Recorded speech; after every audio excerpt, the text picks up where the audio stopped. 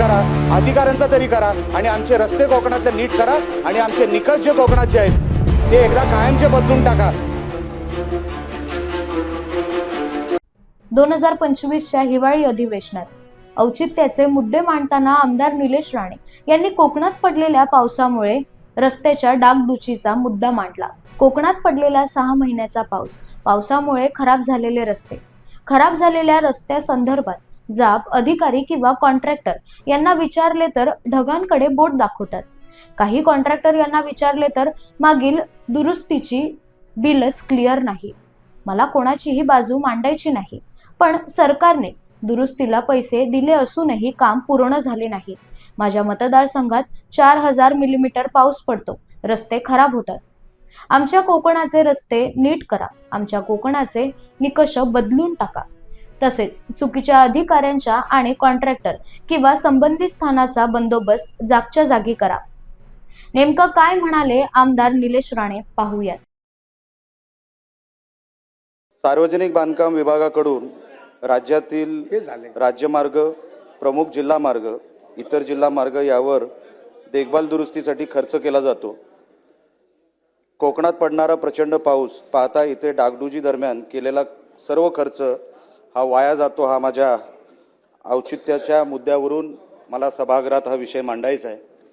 साहेब, या वर्षी कोकणामध्ये पाऊस साधारण मे 19च्या दरम्यान पडला आणि तो नोव्हेंबर 9 पर्यंत म्हणजे जवळपास 6 महिने कोकणामध्ये भरपूर पाऊस होता, मोठ्या प्रमाणामध्ये पाऊस होता।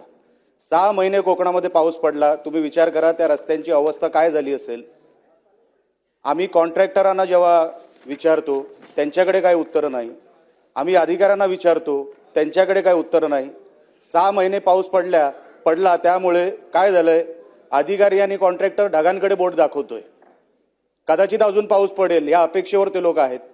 मागची बिलं काढली गेली नाही सार्वजनिक बांधकाम विभागातून, म्हणून अजूनपर्यंत नवीन कॉन्ट्रॅक्ट घ्यावा की न घ्यावा कॉन्ट्रॅक्टरांना पडलेला हा प्रश्न आहे।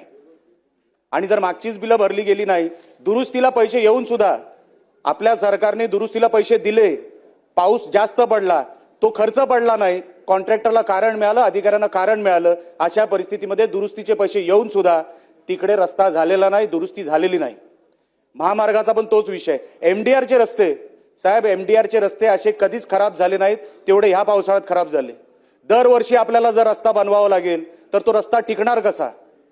काही कॉन्ट्रॅक्टरांना आपल्याला ब्लॅकलिस्ट करावं लागेल, काही अधिकाऱ्यांना आपल्याला बंदोबस्त करावा लागेल, नाहीतर दरवर्षी जर दुरुस्तीचा पैसा येऊन फक्त तोच तो रस्ता आपण करणार असणार तर त्या रस्त्याला काय त्याच्यामध्ये क्वालिटी राहते आणि आपण लोकांना काय सांगणार आहोत। माझ्या मतदारसंघामध्ये साहेब सरासरी 4000 मिलीमीटर हा पाऊस पडतो। आम्ही तर रस्ते कसे टिकवायचे? मोठ्या प्रमाणामध्ये टुरिस्ट तिकडे येतो, मोठ्या प्रमाणामध्ये वाळू वाहतूक तिथे होते, डंपर वाहतूक तिथे होते। अशा परिस्थितीमध्ये जर आपण रस्त्याची क्वालिटी, जिथे पाऊस 4 इंच पडत नाही त्या ठिकाणी आपण तेच निकष जर कोकणाच्या रस्त्यांना आपण लावणार असू तर ते रस्ते टिकणार नाही। दरवर्षी सरकार पैसे देऊन सुद्धा आपल्याला ते रस्ते जर टिकवता आलं नाही तर ती चूक आपली आहे असं मला वाटतं। ते कॉन्ट्रॅक्टर, ते अधिकारी जागच्या जागी त्यांचा बंदोबस्त व्हावं आणि शासनाने ते लवकरात लवकर करावं। आणि इव्हन महामार्गाला जो काही विषय झालेला आहे, कॉन्क्रीटचा रस्ताही आहे आणि डांबरी रस्ताही आहे।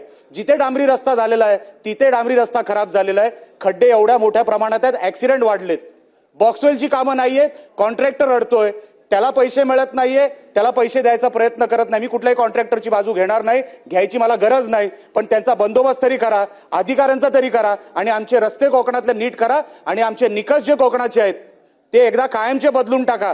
तुम्ही मराठवाड्याचे निकष कोकणाला लावू नका, विदर्भाचे निकष कोकणाला लावू नका, ते टिकणार नाहीत ते रस्ते।